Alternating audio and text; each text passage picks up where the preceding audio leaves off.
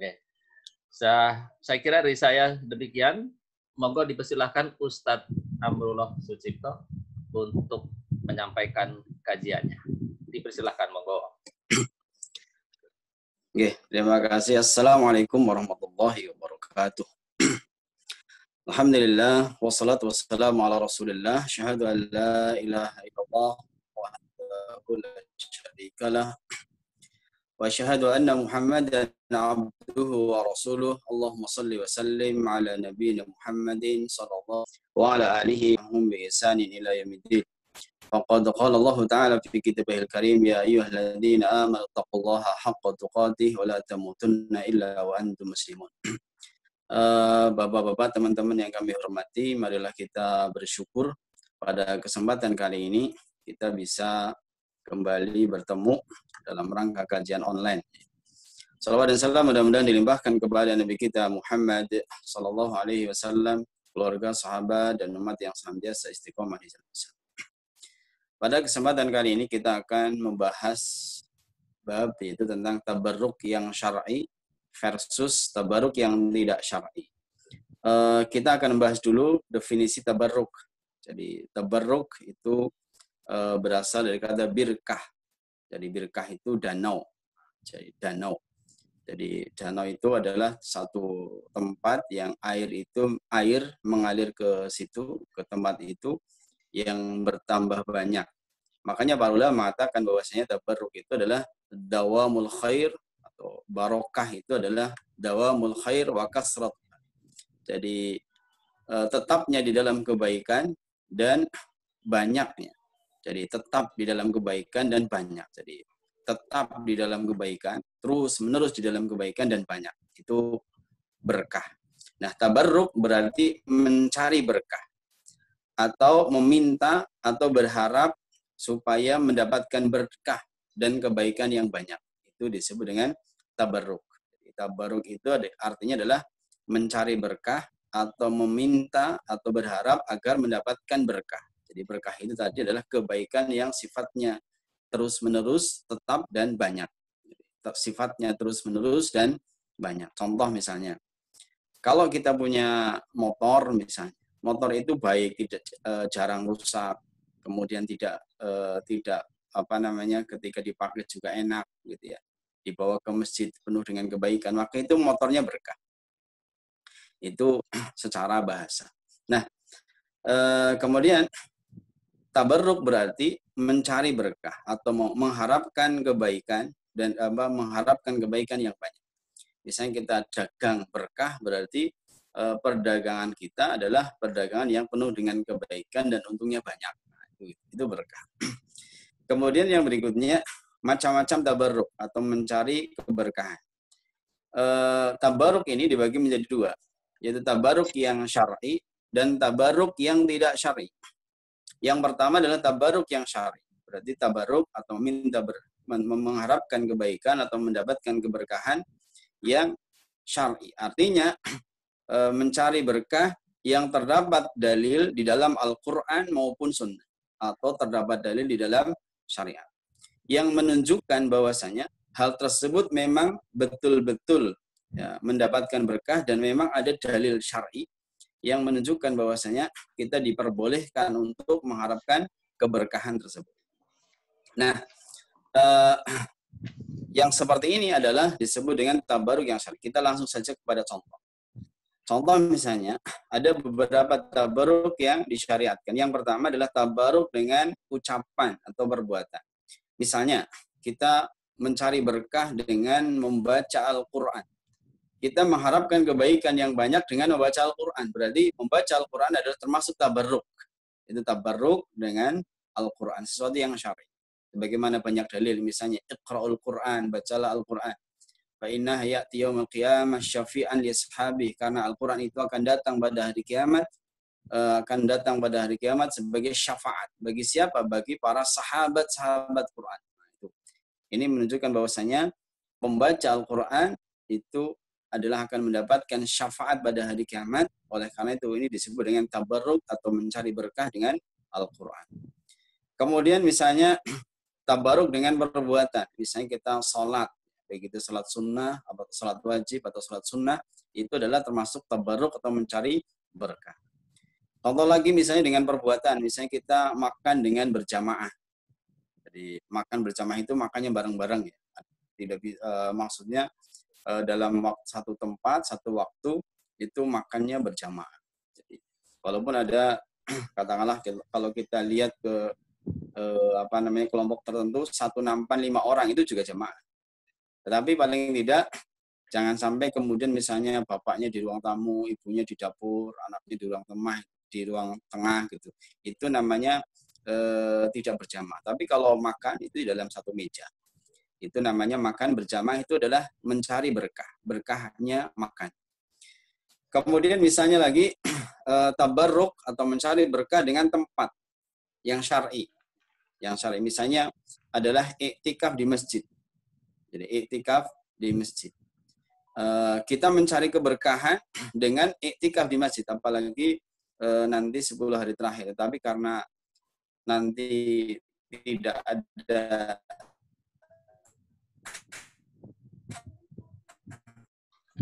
di tempat sholat kita, itu seperti itu. Kemudian di Madinah, jadi itu memang tempat yang ada berkahnya. Bahkan Dajjal itu tidak bisa masuk ke Mekah dan ke Madinah. Itu karena berkahnya tempat. Jadi kalau misalnya sekali kita bisa tinggal di sana, walaupun seminggu misalnya umrah atau haji, maka kita boleh tinggal di sana dalam rangka untuk mencari keberkahan. Kemudian ada lagi tabaruk dengan waktu. Ini yang disyariatkan. Misalnya semangat beribadah di malam Lailatul Qadar. Ini ada syar'inya, ada dalilnya. Misalnya inna anzalnahu fi lailatul qadar.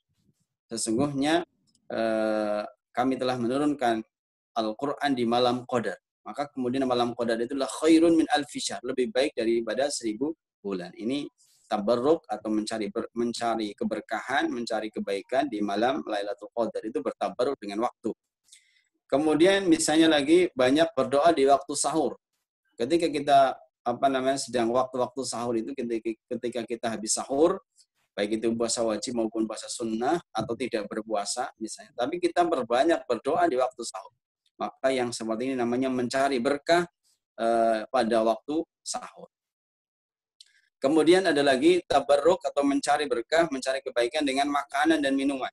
Misalnya mencari berkah pada minyak zaitun. Karena disebutkan dalam hadis bahwasanya minyak zaitun itu adalah keberkahan. Jadi termasuk pohonnya, ada dari akarnya, dari minyaknya, dari dahannya, itu semuanya ada keberkahan, itu dari zaitun.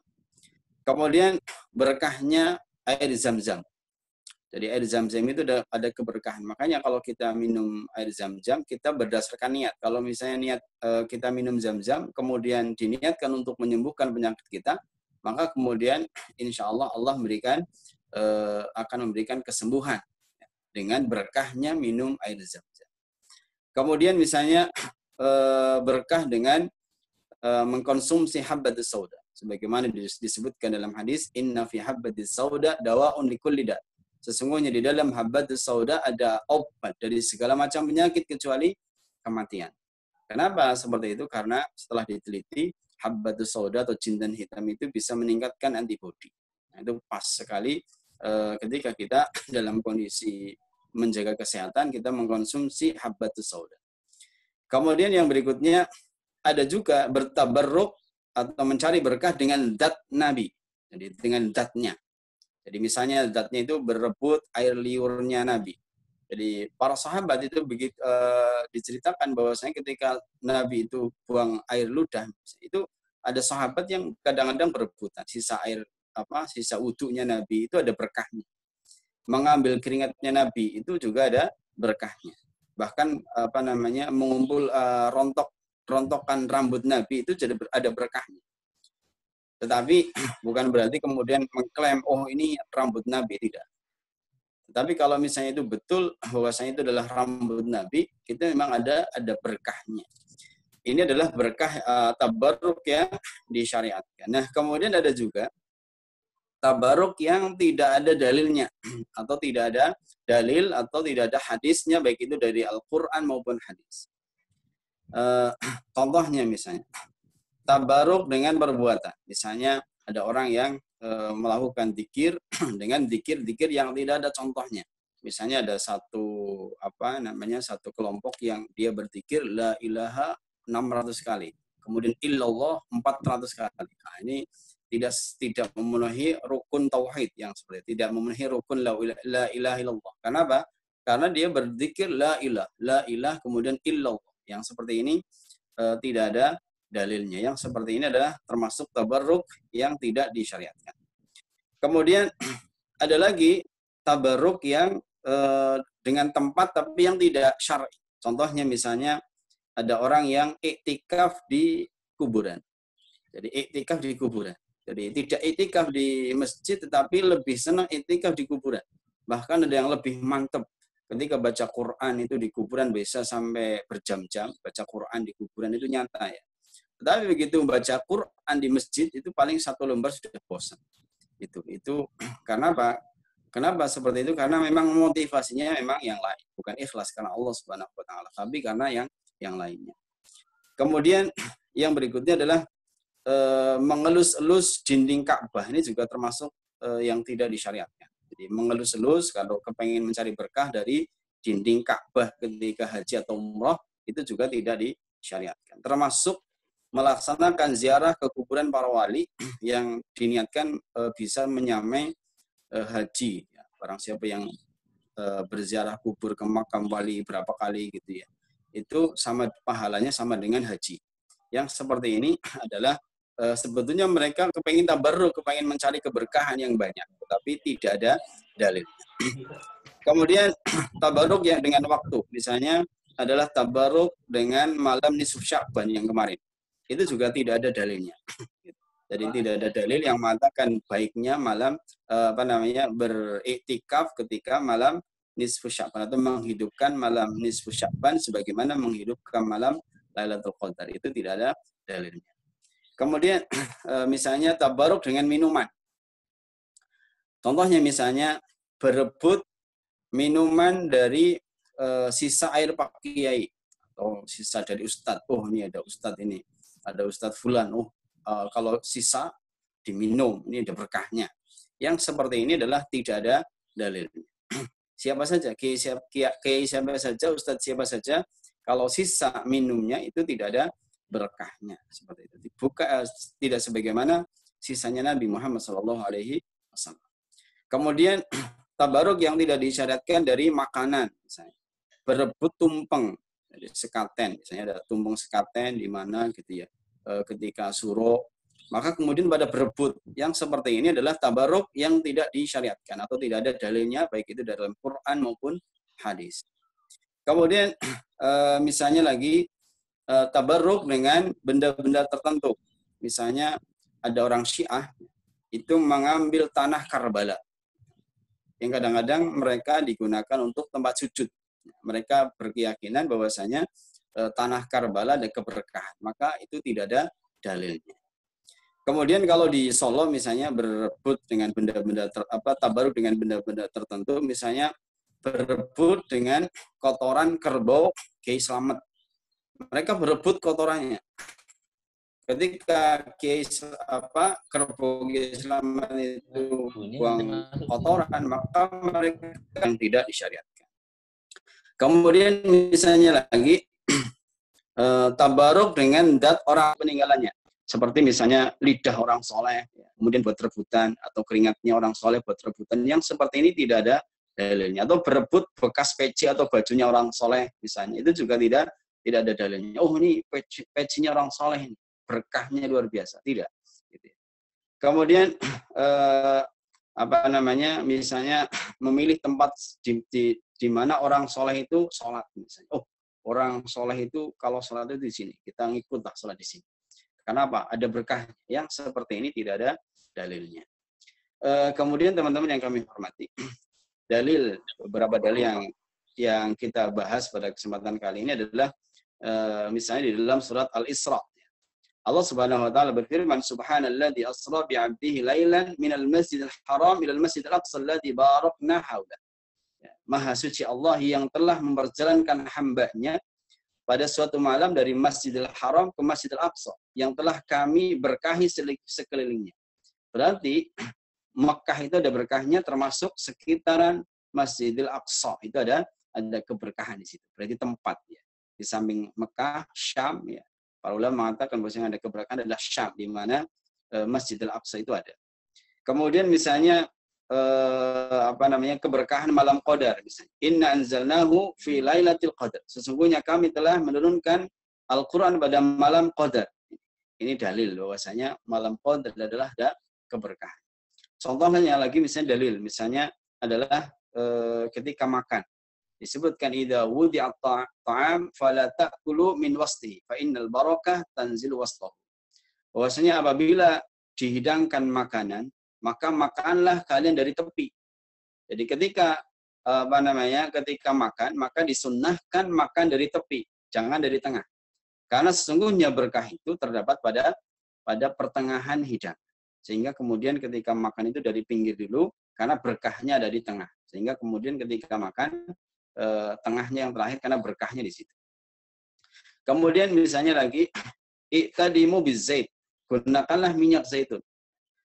Wattahinu bi. Kemudian berminyaklah kalian dengannya. Fa innahu min syajaratin mubarakah. Karena minyak zaitun adalah dari pohon yang diberkahi. Makanya zaitun itu semuanya ada berkahnya. Misalnya akarnya itu ada berkahnya, kemudian semuanya ada berkah. Makanya orang yang misalnya penyakit diabetes, gula itu pakai akar zaitun bagus misalnya.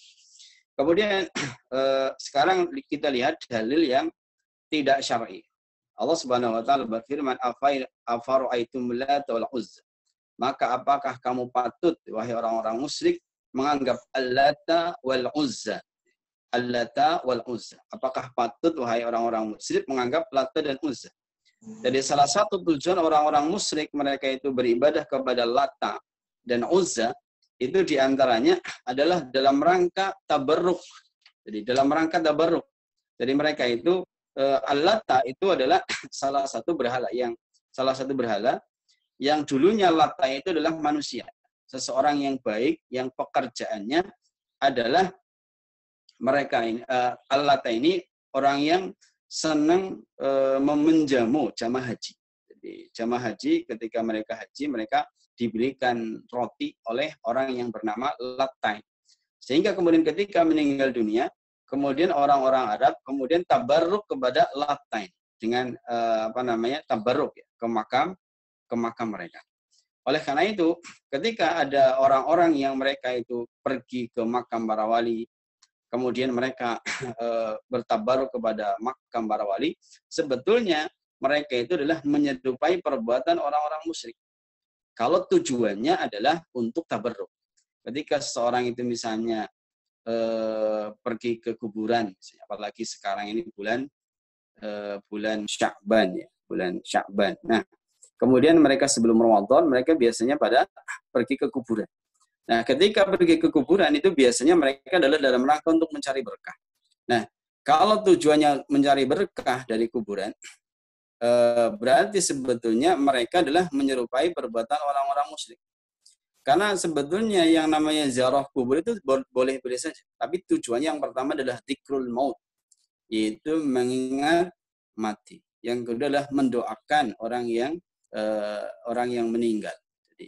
Jadi kalau tujuannya selain dari itu, maka sebetulnya sudah menyelisih. Contoh misalnya, ada orang yang kepengen jadi bupati, misalnya, atau ada orang yang kepengen jadi dewan. Kemudian mereka pergi ke kuburan dalam rangka supaya mengharapkan dengan ziarah kubur tersebut maka jadi bupati atau jadi dewan. Yang seperti ini sebetulnya salah. Kenapa? Salah karena tujuan dari ziarah kubur adalah dzikrul maut, mengingat mati seperti itu.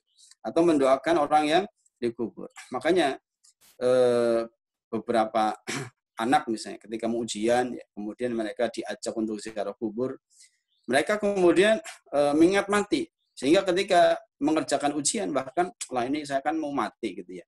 Tidak usah belajar, nggak apa-apa lah mati gitu ya. Yang seperti ini karena ziarah kubur yang salah. Seharusnya ziarah kubur adalah untuk dzikrul maut, mengingat mati dan mendoakan orang yang dikubur, bukan untuk mengharapkan berkah atau mencari kebaikan dari kuburan tersebut. Kemudian teman-teman yang kami hormati, kemudian yang lain misalnya disebutkan bahwasanya ketika perang Hunain disebutkan kami adalah orang-orang yang baru saja masuk Islam. Ketika itu orang-orang musyrik, ini ketika perang Hunain itu kan orang-orang baru saja orang-orang musyrik itu masuk Islam. Nah, mereka ikut Nabi ke Madinah. Nah, ketika dalam perjalanan itu dihadang oleh di Hunain, mereka dihadang oleh suku Hawazin. Nah, ketika mereka di perang Hunain, ya, ketika itu orang-orang musyrik itu memiliki pohon yang digunakan untuk bersemedi dan menggantungkan senjata-senjata mereka. Ini orang-orang musyrik. Nah, pohon itu disebut dengan Datu Anwat. Jadi ada pohon yang digunakan oleh orang-orang musyrik yang digunakan untuk semedi dan menggantungkan senjata-senjata mereka mengharapkan berkah. Nah, kemudian para sahabat Nabi kemudian datang kepada Rasul. Kemudian mereka mengatakan kepada Rasul, ya Rasul, buatkanlah kami Datu Anwat. Untuk kami seperti mereka orang-orang musyrik juga punya Datu Anwat. Maka Rasulullah mengatakan, Allahu Akbar, Allah Maha Besar. Inna sunan, sesungguhnya itu adalah budaya tradisi sebelum orang-orang sebelum kalian. Kemudian Nabi mengatakan demi zat yang diriku berada di tangannya. Kama qalat Bani Israel li Musa. Ini adalah perkataan Bani Israel kepada Nabi Musa. Apa perkataan Bani Israel kepada Nabi Musa? Ij'al lana ilahan kama lahum alihah. Buatkanlah kami sesembahan sebagaimana mereka orang-orang musyrik juga punya sesembahan. Ini Rasulullah SAW marah karena ini menyalahi akidah, menyalahi tauhid, gitu ya. Jadi kalau ada permasalahan fikih, Nabi biasanya tidak marah. Tetapi kalau masalah akidah, masalah tauhid, kalau ada perselisihan, ada sesuatu yang menyimpang, Rasulullah SAW marah. Tetapi kalau misalnya masalah fikih, ya, masalah perbedaan pendapat, masalah sholat asar atau sholat maghrib, misalnya ada yang dijamak, ada yang dijamak, ada yang tidak, itu adalah sesuatu yang fikih. Rasul tidak marah, gitu ya. Tapi kalau masalah akidah, masalah tauhid, maka Rasulullah SAW marah seperti itu.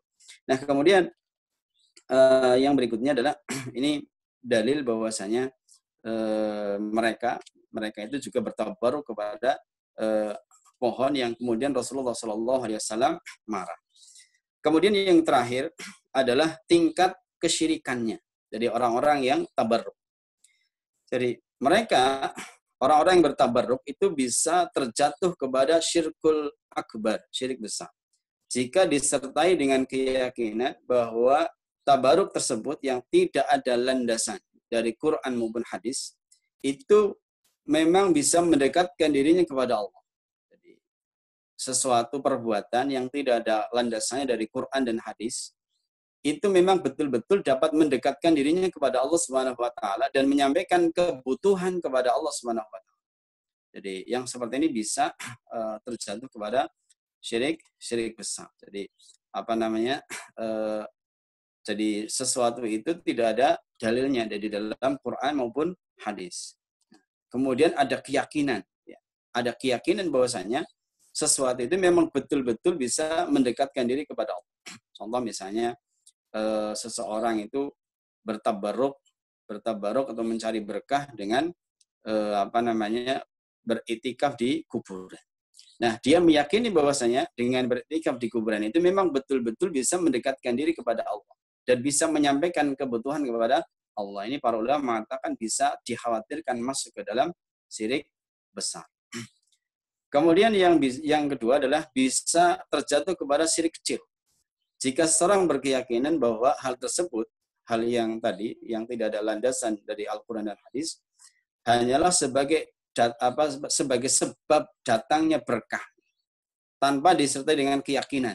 Jadi tanpa ada keyakinan, tapi cuman ya sebagai ada berkahnya lah, tapi tanpa ada keyakinan. Yang seperti ini bisa terjatuh kepada syirik kecil, tetapi tetap berdosa. Kemudian ini beberapa hal yang penting yang bisa kita bahas pada kesempatan kali ini, gitu ya. Jadi kesimpulannya bahwasanya ada beberapa tabarruk, ya, ada yang syar'i, ada yang tidak tidak syar'i. Nah, yang tidak syar'i ini bisa ada dua kemungkinan. Kemungkinan yang pertama adalah syirik besar kalau disertai dengan keyakinan bahwasanya perbuatan tersebut itu memang betul-betul bisa yang tidak ada dalilnya dari Quran dan hadis, itu bisa menyampaikan kebutuhannya kepada Allah Subhanahu wa taala. Itu bisa karena pada hakikatnya dia adalah menjadikan tandingan selain Allah Subhanahu wa taala di dalam memberikan kebaikan seperti itu. Ini beberapa hal yang bisa saya sampaikan pada kesempatan kali ini, mudah-mudahan bermanfaat. Nanti kita lanjutkan dengan tanya jawab, mudah-mudahan bisa kita jawab pertanyaan dari teman-teman semua. Kalau tidak bisa ya nanti bisa ditanyakan kepada Ustadz yang lain. Waktu saya kembalikan kepada Pak Abdul Aziz, dipersilahkan di ujung timur sana, Pak. Monggo, Pak. Terima kasih Ustadz Amrullah Sucipto, para jamaah yang saya hormati. Demikian tadi uraian yang telah disampaikan oleh Ustadz Amrullah tentang tabaruk yang syar'i versus tabaruk yang tidak syar'i. Saya kira sangat jelas sekali bagaimana tabaruk itu adalah mengharapkan kebaikan yang terus-menerus dan banyak. Tapi ada yang syar'i dan ada yang tidak syar'i. Tadi sudah banyak dicontohkan bagaimana yang syar'i seperti membaca Al-Quran, makan berjamaah, dan sebagainya. Dan yang tidak syar'i, iktikaf di kuburan, dan lain-lain. Banyak saya kira contoh-contohnya sangat banyak.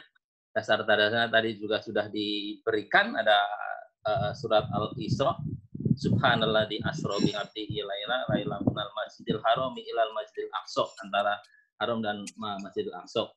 Inna anzalnahu fi lailatul qadar. Saya kira menarik sekali. Baiklah, buka pertama, saya kira saya persilahkan sebelum nanti saya membacakan pertanyaan melalui chatting, barangkali ada yang akan langsung menanyakan terlebih dahulu, satu atau dua, dipersilahkan Bapak dan Ibu yang bergabung, para jamaah semuanya. Monggo dipersilahkan. Saya Monggo nggih. Ada? Ya. Oke, dipersilakan. Oke. Assalamualaikum warahmatullahi wabarakatuh. Waalaikumsalam warahmatullahi wabarakatuh. Pak Andi ini ya? Saudara-saudara, iya. Oke. Saya sekali-kali tahun suaranya mutur lagi. Wah, bagus banget kok, ngebas banget gue nih suaranya. Penyiar ya.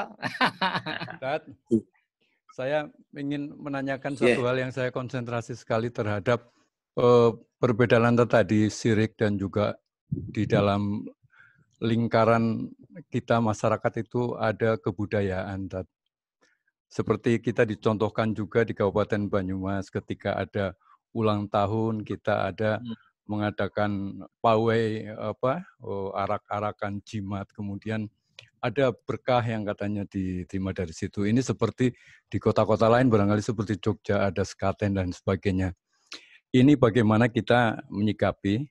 Kalau saya kalau udah kayak gitu saya nggak nulis berita, saya buang aja. Tapi secara pribadi kita sebagai Muslim bagaimana menyikapi hal-hal yang ini datangnya dari pemerintah, bukan dari masyarakat sendiri. Kita sebagai umat sudah diberikan pemahaman di setiap pengkajian dan sebagainya. Tetapi ketika itu ada di lingkaran secara luas, katakan di Kabupaten Banyumas kemudian ada dan orang dipersilahkan untuk nonton itu kegiatan, nonton saja itu barangkali sudah ada hal yang tidak baik.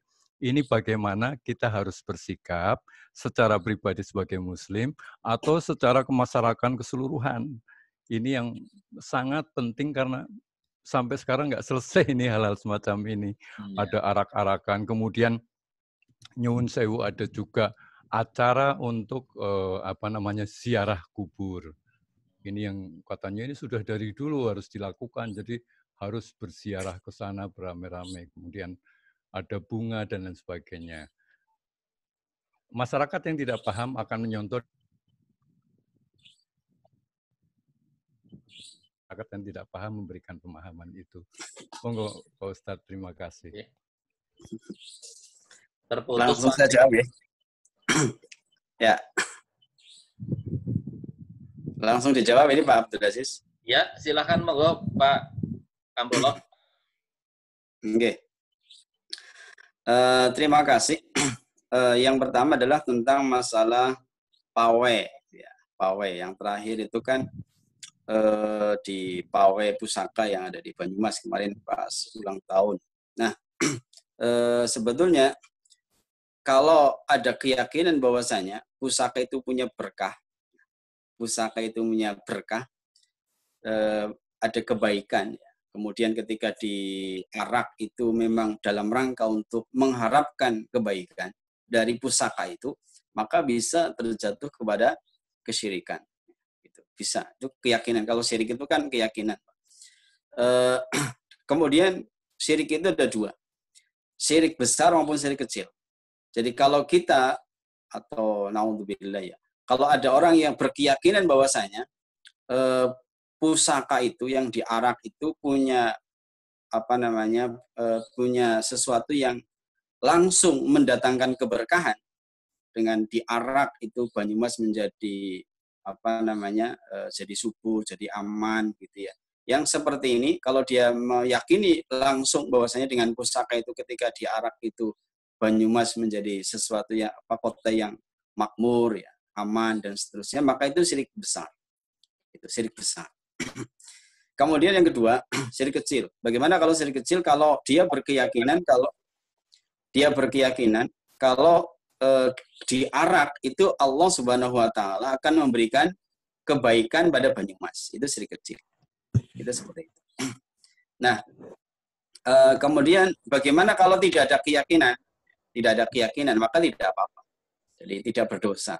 Kalau tidak ada keyakinan, maka tetapi itu hanya sebagai sesuatu yang mubah, atau bahkan bisa mendekati sesuatu yang sebetulnya mendekati sesuatu yang membahayakan hati ya, yang seperti itu. Karena bagaimanapun itu kadang-kadang ada sesuatu yang ditonjolkan oleh pembawa acara, oleh pemerintah, bahwa ini pusaka ini punya seperti ini. Ini dikhawatirkan membuat keraguan yang ada di dalam hati kita. Maka bagaimana solusinya? Sebagai pribadi, maka kalau bisa tidak berpartisipasi, maka tidak usah berpartisipasi. Tapi kalau ada orang yang, saya kan kedudukannya sebagai camat, sebagai lurah, sebagai carik, sebagai kepala sekolah, harus datang, ya itu adalah ad'aful iman, sebagai selemah-lemahnya iman. Maka kembali kepada kaidah, man ra'a minkum munkaran, barang siapa yang melihat kemungkaran, maka rubahlah dengan tangannya. Fal yughayyir biyadi, maka rubahlah dengan tangan. Fa illam yastati fa bi lisani. Kalau enggak mampu maka dengan tangannya. Kalau tidak mampu ya dengan tangan. Kalau dengan mau mengkritik dengan tulisan ya lakukan gitu ya. Kemudian kalau misalnya tidak bisa ya dengan hatinya. Sudah hatinya. Dia berlepas diri dari hal itu semua. Itu seperti itu, Pak. Tentu masalah program ya. Program yang ada di Pemda bahkan itu memang alasannya kan sebagai sebagai hasanah ya, hasanah budaya. Kemudian yang kedua adalah masalah ziarah kubur. Ziarah kubur itu awalnya kan memang tidak diperbolehkan. Tetapi kemudian fatazawwaru, silahkan kalian berziarah kubur. Tetapi dengan tadi niat ziarah kubur itu adalah dalam rangka untuk mendoakan orang yang diziarahi atau orang yang sudah meninggal. Kemudian yang kedua adalah dzikrul maut atau mengingat kematian. Oleh karena itu kalau misalnya ada orang yang diajak berziarah kubur ke pendiri Banyumas misalnya, maka kita doakan bahwasanya mudah-mudahan dia diberikan kebaikan. Mudah-mudahan dosa-dosanya diampuni. Itu tidak masalah, tapi diluruskan niatnya. Bukan untuk mencari berkah tabaruk kepada penghuni kubur tersebut, tidak. Wallahu a'lam bishawab. Seperti itu.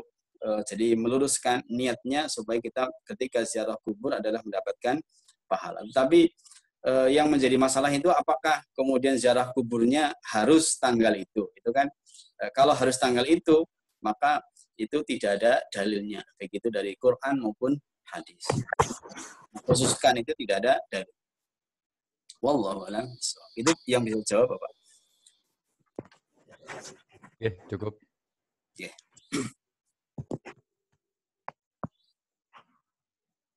Ya, enggak, Pak. Pak Sakuri, silakan tanya, Pak. Oh, ngertiin itu. Saya sudah ngecat itu tadi. Oh, gitu ya. Tidak ada di chat itu apakah tabaruk itu hanya mendasarinya pada Quran hadis saja. Apakah perilaku Nggak jelas ini, Pak. Oh, nggak jelas ya. Diulangi lagi, Pak. Nah, kita ulangi lagi. Berasal dari kata barokah. Barokah itu kebaikan yang banyak dan sifatnya terus-menerus. Kemudian tabarruk itu adalah mencari berkah. Jadi mencari berkah. Keberkahan. Ya. Mencari berkah itu ada yang disyariatkan, ada yang tidak disyariatkan. Ada yang disyariatkan, ada yang tidak disyariatkan. Nah, yang disyariatkan itu adalah yang ada di dalam Al-Quran maupun hadis. Karena mencari berkah itu adalah termasuk ibadah. Gitu. Termasuk ibadah. Oleh karena itu, yang syar'i itu berarti adalah yang ada di dalam Quran maupun hadis. Kemudian ada juga yang tidak syar'i. Ada yang tidak syar'i berarti yang tidak ada dalilnya dari dalam Quran maupun hadis. Ya, misalnya mencari kebaikan tadi. Tetapi ada juga yang mencari keberkahan yang sampai ke tingkatan musyrik seperti tadi. Seperti yang tadi sudah kita jelaskan dengan panjang lebar yang ada di penjelasan yang tadi. Wallahu a'lam bishawab. Ya. Assalamualaikum warahmatullahi wabarakatuh, Pak Ustadz. Ya, waalaikumsalam. Saya pernah di jalan melihat orang pakai jaket, ada tulisan I love bid'ah hasanah. Itu maksudnya apa, Pak Ustadz? Yang pertama. Yang kedua, sebagian orang banyak yang minta doa kepada orang pintar atau kiai atau ustadz. Nah, itu hukumnya bagaimana? Terima kasih. Wassalamualaikum warahmatullahi wabarakatuh. Waalaikumsalam. Yang pertama, bid'ah. Ya. Jadi memang para ulama ada yang mengatakan bahwasanya bid'ah itu ada dua. Ada yang mengatakan bahwasanya bid'ah hasanah dan bid'ah dhalalah. Bid'ah yang baik dan bid'ah yang tidak baik. Atau sesuatu yang bid'ah yang tidak baik, ada bid'ah yang baik, ada yang tidak baik. Nah, sebagian besar ulama mengatakan bahwasanya kullu bid'atin dhalalah. Jadi setiap bid'ah itu sesat. Setiap bid'ah adalah sesat. Wa kullu dhalalatin finnar. Dan setiap kesesatan itu adalah di neraka. Itu adalah bid'ah dari definisinya adalah secara syar'i. Tetapi ada juga bid'ah yang sebetulnya kemudian diperbolehkan. Misalnya di zaman dulu itu misalnya tidak ada. Zaman sekarang ada. Maka dalam masalah-masalah urusan dunia itu sama saja disebut dengan bid'ah tapi secara bahasa. Jadi kalau misalnya bid'ah yang diperbolehkan adalah bid'ah yang urusannya adalah urusan dunia. Contohnya misalnya dulu ketika berangkat haji ya tidak pakai pesawat ya, pakainya adalah pakai onta. Itu juga termasuk bid'ah juga, tapi adalah bid'ah dari sisi bahasa. Nah, kalau yang seperti ini maka kemudian bid'ah yang secara bahasa itu diperbolehkan.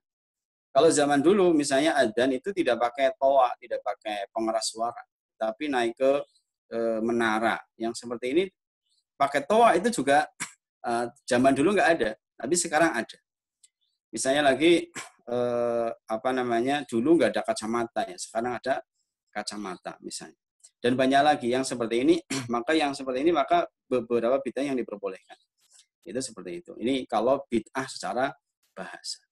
Jadi kaidahnya adalah kalau misalnya di zaman dulu, ini kaidah beberapa kitab yang saya baca, misalnya Usulul Bidah ya, Usulul Bidah misalnya Imam Asy-Syatibi di sana disimpulkan bahwasanya kalau misalnya seandainya di zaman dulu itu mungkin dilakukan, tetapi Rasulullah tidak melakukan, maka kita tidak melakukan.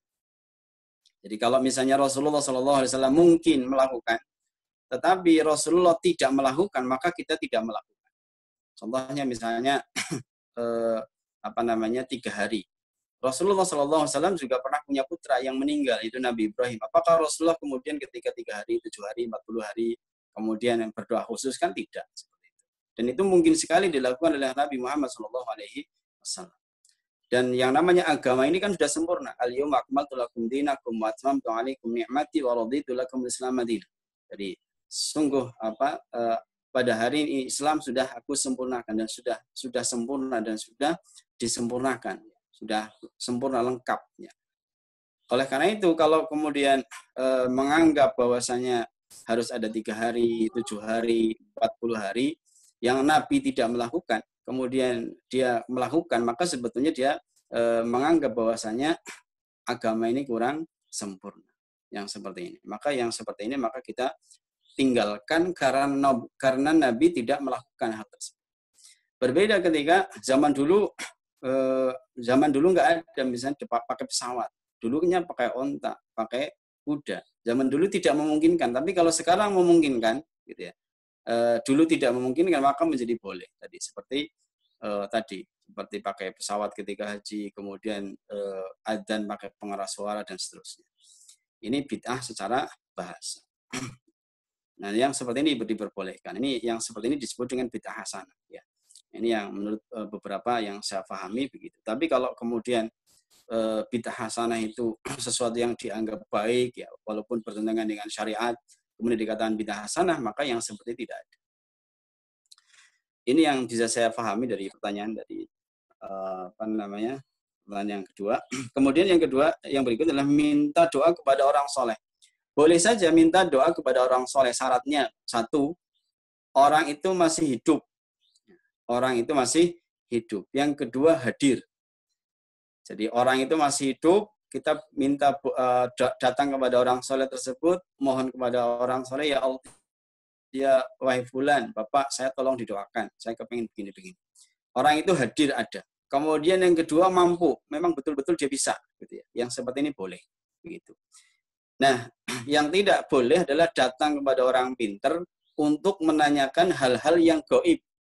Jadi menanyakan kepada hal-hal yang gaib. Misalnya hal gaib, Mbak, saya kepengen begini-begini, tolong saya di begini-begini. Gitu. Itu yang seperti nggak boleh, karena menganggap bahwasanya orang pintar itu mengetahui hal-hal yang gaib, yang seperti ini tidak diperbolehkan. Yang seperti ini kalau kita meyakini bahwasanya orang pintar itu mengetahui ilmu gaib, maka seperti ini bisa berdosa. Seperti itu. Wallahu a'lam. Itu yang bisa saya jawab dari pertanyaan tadi, Pak. Dari Pak Suyatno. Makasih Ustaz. Saya selingi dulu ini yang dari chat, cukup banyak juga ini chattingan. Jadi ada pertanyaan dari Pak Syamsi ini, Pak Ustadz ini. Bagaimana agar harta kita, pekerjaan kita ada keberkahan di dalamnya? Nah, itu pertanyaan dari Pak Samsi. Saya sambung 2 sekaligus ya, Tat ya. Yang kedua dari Pak Derajat. Mohon penjelasan tentang keberkahan dalam rumah tangga dan apa saja kriteria keberkahan itu dalam rumah tangga tersebut. Itu Tat, dari pertanyaan dari Pak Samsi dan Pak Derajat. Monggo Tat. Yang pertama masalah harta yang berkah. Jadi harta yang berkah itu berarti ada kebaikan di dalam harta yang kita miliki, itu keberkahan. Baik itu kebaikan di dunia maupun di akhirat, itu berkah. Jadi harta itu akan bermanfaat baik di dunia maupun di akhirat. Ada kebaikan di dunia maupun di akhirat, itu namanya keberkahan di dalam harta. Misalnya kita menggunakan harta kita untuk maslahat keluarga, maslahat diri sendiri, itu berkah. Kemudian yang berikutnya, untuk kebaikan akhirat, diinfakkan, ya dipenuhi zakatnya, dikeluarkan zakatnya, maka yang seperti ini berkah seperti itu. Nah, kemudian bagaimana kalau pekerjaannya? Pekerjaan itu berarti juga sama, bisa membahagiakan kita di dunia maupun di akhirat. Ketika misalnya ada seorang yang menjadi pejabat, misalnya kebijakan-kebijakan yang dikeluarkan itu bisa membawa dia menuju ke kebahagiaan di akhirat, yang seperti ini berkah pekerjaan. Kemudian yang berikutnya tentang harta ya dan pekerjaan sama. Itu yang dari Pak Samsi ya.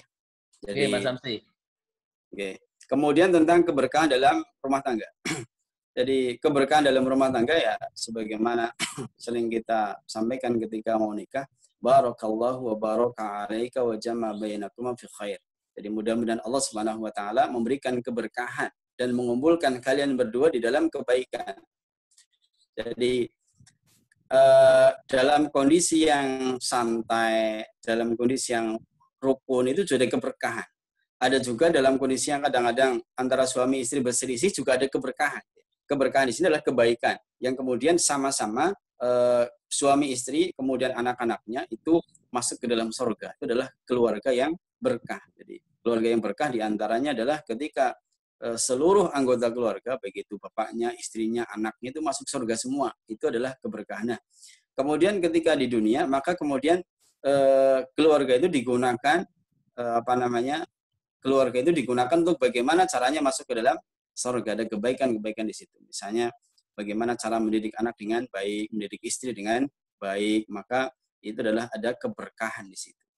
Seperti itu, wallahu a'lam bishawab. Itu indikatornya ya paling tidak berarti amalan-amalan yang ada di dalam keluarga itu amalan-amalan yang baik seperti itu. Tidak ada antara suami dengan istri tidak ada cekcok seperti itu. Adanya kebaikan seperti itu. Itu ya kriterianya begitu, Pak. Berkah. Wallahu a'lam bishawab. Oke. Makasih Ustadz, itu jawaban dari Ustadz Amru untuk Pak Samsi dan Pak Derajat. Satu ada yang mau bertanya langsung sebelum saya bacakan chat lagi. Kalau tidak ada, saya akan bacakan chat lagi nih Ustadz. Masih cukup banyak. Pertanyaan datang dari Pak Sohirun. Nah, pertanyaannya begini, ada dua pertanyaan ini. Pertama, selama ini banyak orang Islam melakukan tabaruk yang tidak syar'i. Berarti dia akan terhalang untuk masuk surga. Nah, mohon penjelasannya. Itu yang pertama, pertanyaan pertama dari Pak Sohirun. Yang kedua itu zikir dengan membaca Asmaul Husna 2000 kali, 1000 kali, dan sebagainya. Apakah ini termasuk syar'i? Nah, mohon penjelasannya. Itu dari Pak Sohirun. Monggo silahkan, Tad. Oke. Jadi tabaruk yang tabaruk yang tidak syar'i. Tabaruk yang tidak syar'i menghalangi masuk surga. Kalau sebetulnya orang masuk surga itu kan ada yang langsung, ada yang masuk neraka dulu. Jadi ada yang masuk surga, masuk surga itu ada yang langsung, ada yang masuk ke dalam neraka terlebih dahulu. Nah, ada orang-orang yang tidak bisa masuk ke dalam surga tanpa hisab dan tanpa adab. Di antaranya adalah orang-orang yang tidak bertawakal sebagaimana materi yang dulu itu kan seperti itu. Nah, kemudian apakah dengan tabaruk yang syirik ini bisa menghalangi seorang masuk surga? Iya, kalau seandainya seseorang itu dia melakukan tabaruk yang syirik.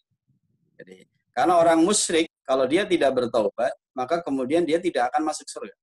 Jadi sebagaimana disebutkan bahwasanya la in asrakta la yahbatanna 'amaluka wa la takunanna minal khasirin. Jika kamu berbuat syirik, la yahbatanna 'amaluka, maka amalmu itu akan terhapus, gitu ya. Kalau amal terhapus, maka kemudian menjadi orang yang merugi dan dia akan masuk ke dalam neraka dan tidak masuk ke dalam surga. Kalau tabaruknya adalah tabaruk terjatuh kepada tabaruk yang syirik dan tidak bertaubat. Itu seperti itu. Kemudian yang berikutnya adalah zikir dengan Asmaul Husna. Jadi Allah itu adalah memang punya nama. Disebutkan dalam hadis, saya mempunyai 100 kurang 1 nama. Nah, maka fad'uhu biha, maka berdoalah kalian dengan Asmaul Husna. Itu namanya adalah tawassul. Jadi ini bukan tabaruk tapi apa? Tawassul. Tawassul itu adalah kalau tabaruk itu kan mengharapkan kebaikan yang banyak. Kalau tawassul itu adalah kita mengharapkan berdoa, kemudian dengan doa tersebut doa itu bisa cepat dikabulkan. Maka doa itu menggunakan tawassul, wasilah atau sarana dengan membaca Asmaul Husna. Nah, boleh saja kita berdoa dengan Asmaul Husna karena itu memang diperintahkan. Tetapi yang jadi masalah adalah hitungannya. Jadi hitungannya itu yang tidak ada. Misalnya dihitung tadi 2000 kali, 1000 kali, maka tidak ada. Misalnya kita kepengen rezekinya lancar, maka kita membaca ya Rozak sampai 2000. Tidak ada. Kita boleh saja berapapun boleh. Gitu ya. Kemudian kita berdoa ya Rozak, ya Allah yang memberikan rizki, warzuqni rizqan, ya Allah berilah aku rizki yang banyak. Yang seperti ini adalah namanya tawassul gitu ya. Jadi kemudian tidak kemudian ya Rozak diberi sampai 2000 kali nanti Allah memberikan rezeki, tidak. Tetapi kita berdoa kepada Allah ya Rozak warzuqni, ya Allah yang Maha memberi rezeki, berilah aku rezeki. Itu namanya tawassul dengan Asmaul Husna. Wallahu a'lam bishawab. Itu yang bisa saya jawab tentang masalah ini dari Pak Sahirun. Saya kira itu. Apa ada satu lagi monggo? Masih ada ini. Tadi sekaligus menjawab pertanyaan Pak Ustadz Susanto ini. Tadi tentang tabaruk dengan berzikir dengan Asmaul Husna, jadi sudah terjawab ini untuk Pak Susanto, Ustadz Susanto ini. Ada pertanyaan dari Pak Rohmat ini. Apakah tabaruk kepada zuriat Nabi SAW termasuk tabaruk syar'i? Gitu, Tad. Dari Pak Rohmat ini. Ya. Bagaimana dengan duriyah Nabi? Duriyah itu adalah keturunan. Jadi yang disyariatkan adalah tabaruk dengan zat Nabi, bukan dengan duriyah. Jadi kalau duriyah Nabi, maka wallahu a'lam bishawab tidak ada dalilnya. Tidak ada dalil khusus yang mencari berkah dengan keturunan Nabi Muhammad SAW. Walaupun seorang yang keturunan Nabi itu adalah memang kita harus menghormati. Jadi kalau misalnya ada keturunan Nabi Muhammad SAW, maka itu kita harus menghormati. Jadi seperti itu. Walaupun kadang-kadang kita tidak paham apakah itu betul-betul keturunan Nabi atau tidak. Karena bagaimanapun sekarang misalnya Imam Hussein, putranya Ali, ya, putranya Fatimah binti Muhammad SAW, itu memang menikahnya itu dengan perempuan yang banyak. Kadang-kadang menikah di sini, kemudian cerai, kemudian punya anak. Yang seperti ini tetap saja bahwasanya beliau itu adalah kalau putranya Hussein, itu berarti duriyahnya Nabi, seperti itu. Nah, bagaimana kalau ada keturunan Nabi yang kalau misalnya dia mengklaim seperti itu, kemudian sebagai Habib, gitu ya. Habib itu adalah biasa disebut dengan keturunan Nabi, maka kita tetap menghormati mereka. Tapi tidak kemudian bertabaruk dengan keringatnya, dengan air liurnya, dengan rambutnya, itu tidak sebagaimana tabaruk kepada Nabi Muhammad SAW. Tetapi tetap saja kita menghormati anak keturunan Nabi Muhammad SAW. Itu yang bisa jawab, Bapak. Waktu kurang 1 menit, tapi ini masih ada 2 pertanyaan dari Pak Agus Sumbang dan Pak Wadiman ini. Dari Pak Agus Sumbang itu menanyakan, mohon penjelasan tentang tabaruk dengan rambut dan keringat Rasulullah. Nah, yang kedua, berziarah ke makam Rasulullah, apa disyariatkan? Nah, jadi ada 2 pertanyaan ini. Tabaruk dengan rambut dan keringat Rasulullah. Dan yang kedua ini berziarah ke makam Rasulullah, apa disyariatkan? Ini dari Pak Agus Sumbang. Sedangkan dari Pak Wadiman, apakah mencium tangan kedua orang tua saat bersalaman termasuk tabaruk yang syar'i? Nah, itu dari 2 penanya, Pak Agus Sumbang dan Pak Wadiman. Ya, tabaruk dengan rambut dan keringat Nabi, ya memang itu dilakukan oleh para sahabat, sehingga seperti kan ada dalilnya. Gitu. Jadi mereka mencari berkah dengan rambutnya Nabi, dengan keringatnya Nabi, memang ada dalil. Sehingga yang seperti ini diperbolehkan. Bagaimana kalau rambut yang ada sekarang ini klaim bahwasanya itu rambut Nabi, maka Allahu a'lam bishawab itu tidak bisa diklaim, itu kan kita tidak tahu. Seperti itu. Kemudian yang kedua, berziarah ke makam Nabi. Jadi sebetulnya yang berziarah itu adalah berziarah ke Masjid Nabi, bukan ke makam Nabi. Jadi ziarahnya adalah ziarah ke Masjid Nabi, yaitu Masjid Nabawi, seperti itu, bukan kepada makam Nabi. Itu seperti itu. Wallahu a'lam, yang saya pahami seperti itu. Kemudian yang berikutnya adalah bagaimana mencium tangan kedua orang tua. Sebetulnya itu adalah sebagai bagian dari ihtiram ya. Ihtiram itu ikram. Ikram itu adalah menghormati kedua orang tua dengan mencium tangan, bukan untuk tabarruk, bukan. Tetapi dalam rangka untuk menghormati kepada kedua orang tua dengan mencium tangan. Tentunya antara daerah yang satu dengan daerah yang lain juga beda-beda. Bisa jadi menghormati orang tuanya di satu daerah mencium tangan. Ada juga yang mencium pipi dan mencium pipi seperti itu. Ada yang cuma berpelukan seperti itu, yang cuma bersalaman saja cukup. Tapi dalam rangka untuk menghormati, bukan untuk mencari berkah seperti itu. Wallahu a'lam. Itu yang saya pahami ketika kita mencium tangan kedua orang tua adalah dalam rangka untuk menghormati kedua orang tua. Itu yang saya pahami, Bapak. Saya kira itu tentang masalah tabaruk ini. Kita pertemuan terakhir ya di bulan Sya'ban ya.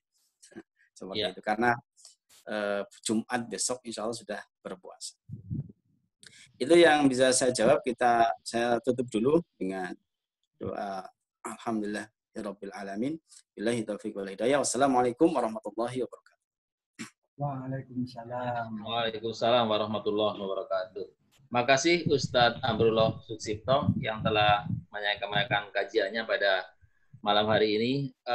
Demikianlah para jamaah online yang saya hormati, apa yang telah disampaikan oleh Ustadz Amrullah Sutsipto tentang tabaruk yang syar'i versus tabaruk yang tidak syar'i. Saya kira sudah sangat jelas apa yang tadi sudah disampaikan oleh Ustadz Amrullah tentang tabaruk, mengharap kebaikan yang terus-menerus dan banyak, mudah-mudahan kita bisa mengambil hikmah dari apa yang telah disampaikan tadi. Terima kasih kepada para jamaah semuanya yang setia selalu di kajian online ini, dan tadi saya kira host sudah memberitahukan untuk pendataan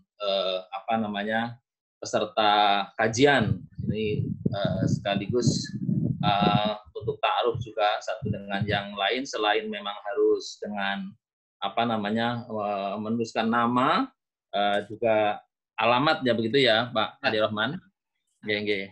Mungkin saya kira itu kajian kita pada malam hari ini, dan mari kita akhiri kajian pada malam hari ini bersama-sama dengan membaca hamdalah dan doa kafaratul majlis. Alhamdulillahirabbil alamin.